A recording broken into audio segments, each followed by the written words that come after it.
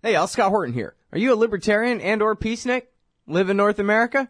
If you want, you could hire me to come and give a speech to your group. I'm good on the terror war and intervention, civil liberty stuff, blaming Woodrow Wilson for everything bad in the world, Iran, central banking, political realignment, and, well, you know, everything. I can teach markets to liberals and peace to the right. Just watch me. Check out scotthorton.org/speeches for some examples and email me, scott@scotthorton.org for more information. See you there. All right, y'all, welcome back to the show. I'm Scott Horton. It's my show, Scott Horton Show. Hey, check it out. I got MJ Rosenberg back on the line here. Been a little while. Hey, MJ, how are you? Okay, how are you, Scott? I'm doing real good. Very happy to have you back here. Thank you. Let me tell the people about you for a minute. You were Senior Foreign Policy Fellow at Media Matters Action Network and worked on Capitol Hill for the Democrats as a staffer for congressmen and senators for 15 years.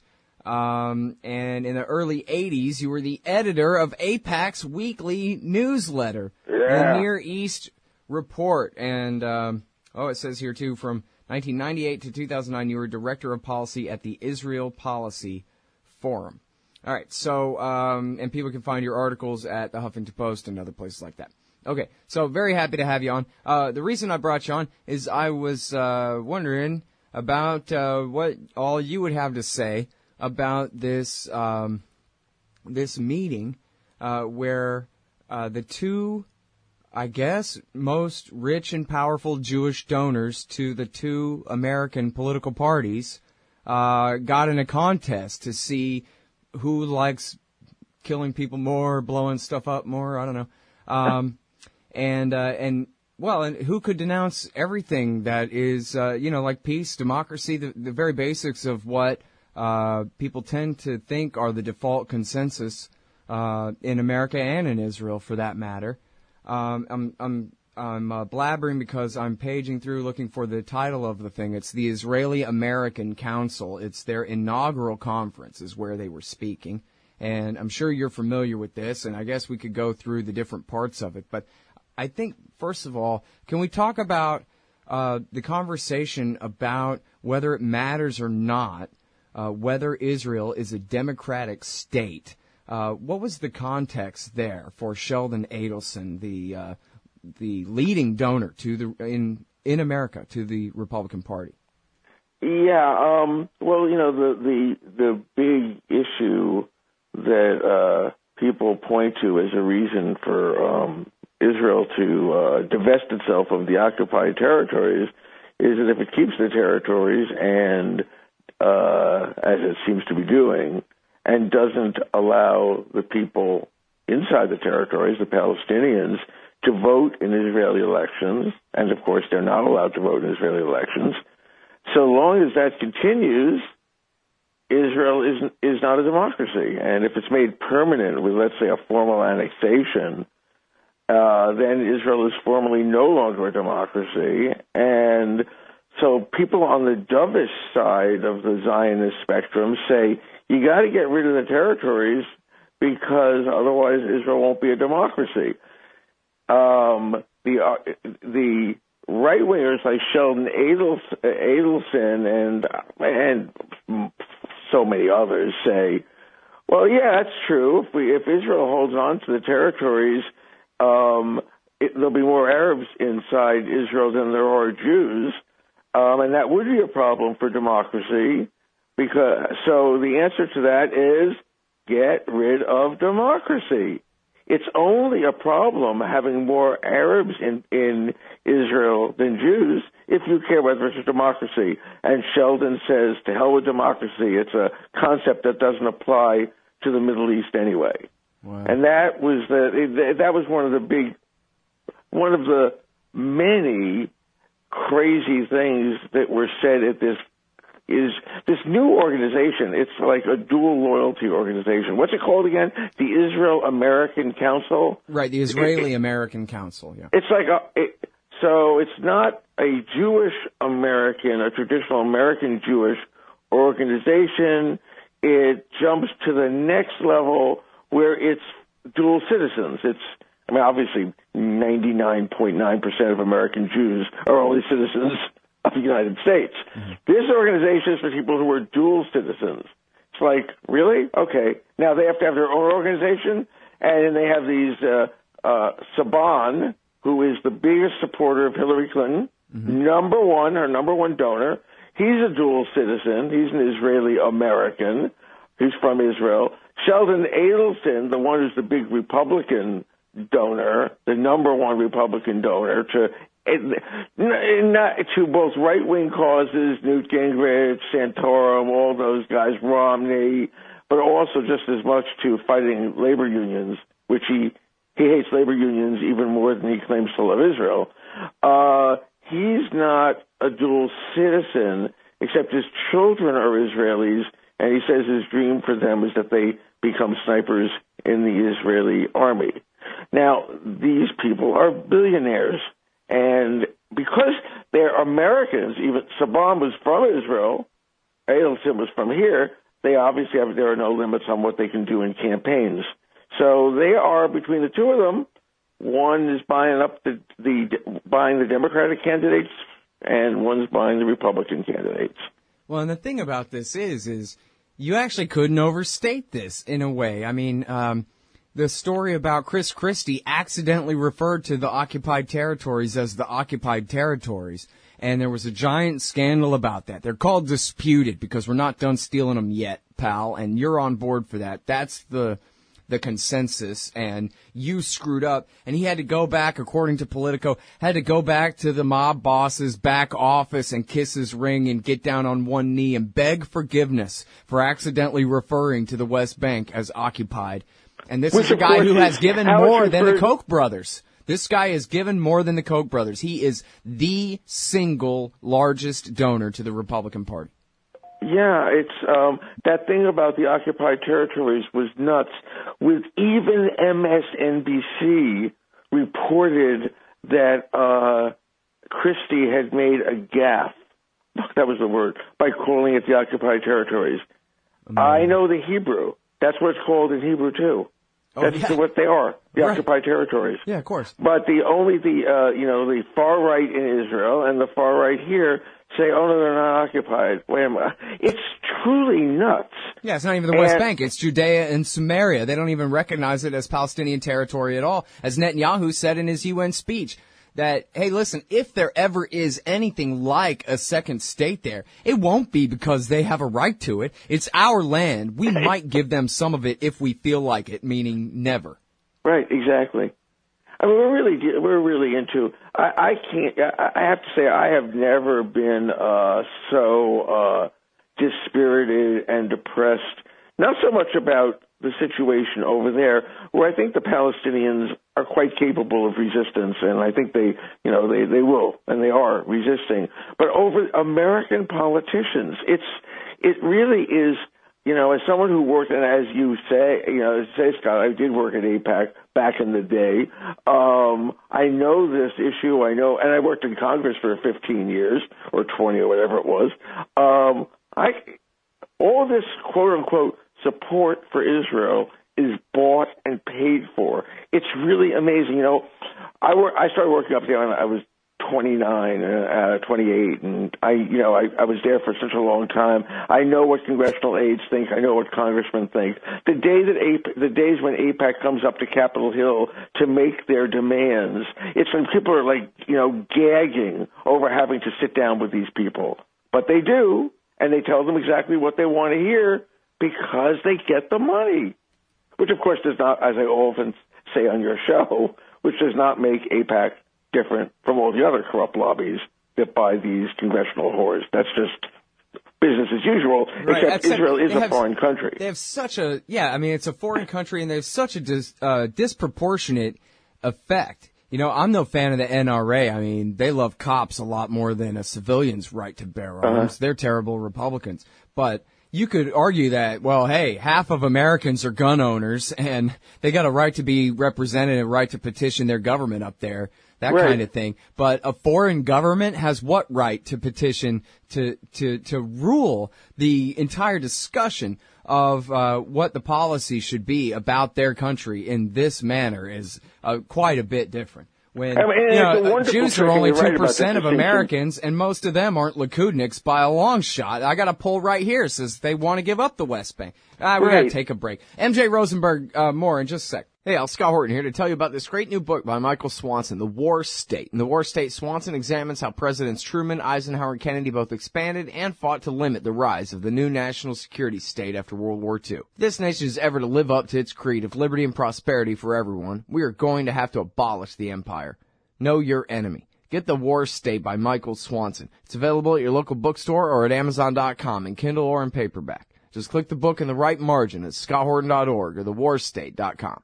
I'm talking with MJ Rosenberg, and I was ranting at him as we're going out to break there about how most American Jews, assuming they're even interested in Israel issues at all, which I think is kind of a big assumption, but the polls say here this poll is Israeli majority wants peace, wants to give up the West Bank for a Palestinian state, and of course there are a million polls like that that say the same thing about American Jews, and yet the richer you are, the more right-wing you are most of the time.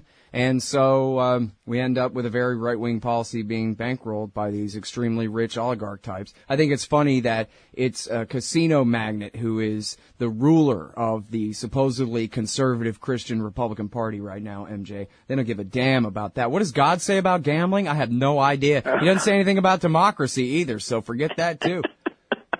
One of the things that strikes me when we're talking about, when we're talking about this Saban and Adelson agreeing on everything at this right-wing summit, the fact of the matter is the Democrats, I'm a Democrat, and I vote lesser of two evils all the time. Right or wrong, that's what I do. I always vote lesser evil. The fact of the matter is the Democrats are worse than the Republicans on this, and here's the reason why. Hillary Clinton and the Democratic Party, they have their Hayam Saban and all these rich donors who are associated with AIPAC in Israel, who tell them what to do, and they have to listen. The reason they have to listen is the Democratic Party does not have that many sources of big money. So and it's estimated that 40% of the money that the Democrats get come from sources associated with AIPAC and the lobby. Republicans, on the other hand, they've got Adelson, and they've got a few other right-wing, pro-Israel types. But they're a tiny portion of the money they have because they get so much money from big business and the corporations. So that is why I think when that George Bush at the end of his term absolutely refused the Israeli request to bomb Iran. But I think that when the opportunity comes, and it probably will in the next presidential term, Hillary Clinton, if she's president, will agree. Democrats can't say no. Neither party will say no to their big source of money. But for the Republicans, the pro-Israel money is absolutely dwarfed by all the other corrupt money that they have, and Democrats don't have as many sources. Right. So that puts it, in my opinion, Hillary Clinton, if she's elected, will be the most emphatically Likud president we've ever had, and that includes George W. Bush, or Bill Clinton, or Barack Obama. Man, can you imagine? Well, I think it's going to be Jeb anyway, and he'll be bad enough, but... He'll be bad enough. I doubt on this issue that he would be as bad as Hillary would be, for the reason I mentioned. He's a corporate tool. He's not an AIPAC tool. He's got so much money locked up from wherever he wants it. That's definitely true, yeah. Yeah, it's an important distinction, and it's like I see now that on MoveOn.com has a campaign to try to get this really good African American woman, Congresswoman Donna Edwards from Maryland, to become the head of the DCCC, which raises the money for the Democratic congressional campaigns. And I'm interested to see it. It's the only I've never seen a public campaign for someone to be head of the DCCC. But here's the thing that Move On doesn't understand: the head of the DCCC is picked depending on how close they are to AIPAC. the current head of the DCCC, who was such a disaster this time, his name is Steve Israel, which cracks me up, actually. I mean, it's like Donna Edwards is independent on this issue, is not an AIPAC tool. I'd be willing to bet the house. No way Donna Edwards becomes head of the DCCC. The Democrats are owned by the lobby. Amazing. Well, it really is amazing. There's that New Yorker piece says he built the new Democratic National Committee headquarters. Haim Saban did. He did? Yeah, he paid millions and millions of dollars for it. I mean, that was in the I forget her name at the New Yorker. Oh, Connie Brook. Connie Brook's piece, yes, exactly. Oh, so this is how these people operate, and he also bought the Brookings Institute department that deals with the Middle East. It's called the Chaim Saban Center. Well, and remember the Jane Harmon scandal? Pardon? Do you remember the Jane Harmon scandal from a few years back? Yeah, the one about her waddling over to whatever she was doing? Well, what happened was that the NSA was spying legitimately on an Israeli spy in America, and she happened to be on the phone with him. And she was agreeing that she would try to put pressure on the White House to back off the prosecution of Rosen and Weissman. Yes. Yeah, and he would get Haim Saban. Yeah, I will waddle over to the White House. Right, to make sure that prosecution ended, which it did. Right, and then the promise was, and then I'll have Haim Saban tell Nancy Pelosi that she better make you the chair of the House Intelligence Committee. Can you imagine an Israeli asset, a functioning Israeli asset? And the plan was to make her head of the House Intel Committee, but the NSA tipped off Nancy Pelosi, and so she refused. It's really, the whole thing's incredible. And who are these people speaking for? They're speaking for Benjamin Netanyahu. There was a poll out there, one of the polls that are in front of you there. It's in the last two elections of the American Jewish community. There are 6 million American Jews in America. 6 million American Jews. 4% consider Israel when they cast their vote. So, the one thing we have to disabuse ourselves of the notion of is that this stuff is all about votes. It's all about money. So they'll say, the Jewish vote is 75% for Barack Obama. The Jews overwhelmingly do not want to bomb Iran. They want negotiations. But that doesn't matter. It's the money people that matter. So it's like we have this, we're taught in school that our democracy is about votes. That is yesterday. The votes come with the money. And now we're finding out that in the elections that we just had, the more money that was spent, more likely you were going to win. I mean, it's just, and Democrats, we have to always remember, are just as bad. The only big difference about Democrats and Republicans is when you say to Democrats, are you influenced by all that money you get from this or that special interest? They act shocked. They say, well, Republicans are, but that's not us. We're the good people. I mean, it's really, on some of these issues, particularly the Middle East, they are exactly the same, except for the Democrats being a little worse. We're going to watch, it's going to be really interesting, is if Obama is able to reach this historic agreement with Iran in November, watching the lobby and the Israelis killing that deal, right? Or at least trying. It'll be there. I mean, they're really happy now because they got their buddies John McCain and Lindsey Graham are promising to block it in the Senate, right? But really, it'll be a clear choice between American interests and the interests of peace and all that, and the interests of Netanyahu and the opportunity he seeks to have this war with Iran. Well, and speaking of which, this brings up really the subject. The Harmon thing kind of reminded me there, but that too on the Iran deal about the origin of the leak to the Wall Street Journal about Barack Obama's letter to the Ayatollah. That did not seem like a Terror Tuesday type official sanctified leak from Obama.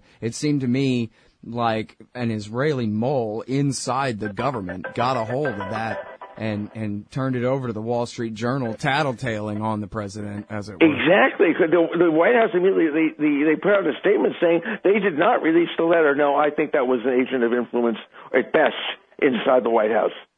I mean, and it could have been anybody. I mean, we remember under Bush we had Elliot Abrams used to, every time Bush would talk about, he would in a private meeting he was going to do this or that to pressure a little bit for peace. Elliot Abrams would get on the phone and tell the Israeli Prime Minister, don't do it. We had Dennis Ross doing that under the Democrats. I don't know who the person is now. Whoever the agent is now, he's got a lower profile than these earlier guys. But of course it came from them. I mean, I don't know how a president can even do business in that kind of climate. Yeah. I mean, it's just really incredible. It was all this stuff with NSA and all the things we hear about, prosecution of totally innocent people for doing things that are totally not in any way dangerous to the U.S. You have a presidential letter to the head of state of Iran that's leaked by someone who works at the White House, and there's nothing about that there's going to be an investigation, because there will not be an investigation. AIPAC will not permit an investigation. It's nuts. Yeah, I mean, it's not even a scandal. I mean, the story's over. It's only a scandal among, critics like you and me and antiwar.com and stuff like that, but exactly. No, it's not. Where are the reporters? Even the good ones who are covering the NSA scandal, like in the Times, like Rice and other people. Yep. Why aren't they talking about this? MIA. All right, that's MJ Rosenberg. Thanks very much for coming back on the show, MJ. Great talking to you. Thank you, Scott. Take care. Man, you need some new stickers for the back of your truck. Scott Horton here for LibertyStickers.com. Aren't you sick and tired of everyone else being wrong about everything all the time? Well, now you can tell them all what's right with some stickers from LibertyStickers.com. At LibertyStickers.com, they're against everything, so you know they're good on your issue, too. Whether it's the wars, police, state, gun laws, the left and right, or the president, LibertyStickers.com has hundreds of choices so you can find just the right words to express your opposition and contempt for those who would violate your rights. That's LibertyStickers.com. Everyone else's stickers suck. The Emergency Committee for Israel, Brookings, Heritage, AIPAC, WINEP, JINSA, PNAC, CNAS, the AEI, FPI, CFR, and CSP. It sure does seem sometimes like the war party's got the foreign policy debate in D.C. all locked up. But not quite. Check out the Council for the National Interest at councilforthenationalinterest.org. They put America first, opposing our government's world empire, and especially their Middle Eastern madness. That's the Council for the National Interest at councilforthenationalinterest.org. Hey, all, Scott Horton here for The Future Freedom, the monthly journal of the Future Freedom Foundation. As you may already be aware, Jacob Hornberger, Sheldon Richman, and James Bovard are awesome. They're also in every issue of The Future Freedom, and they're joined by others of the best of the libertarian movement. People like Anthony Gregory, Wendy McElroy, Lawrence Vance, Joe Stromberg, and many more. Even me. Sign up for The Future Freedom at fff.org/subscribe. It's just $25 a year for the print edition, $15 to read it online. That's The Future Freedom, edited by Sheldon Richman at fff.org/subscribe. And tell me you heard it here.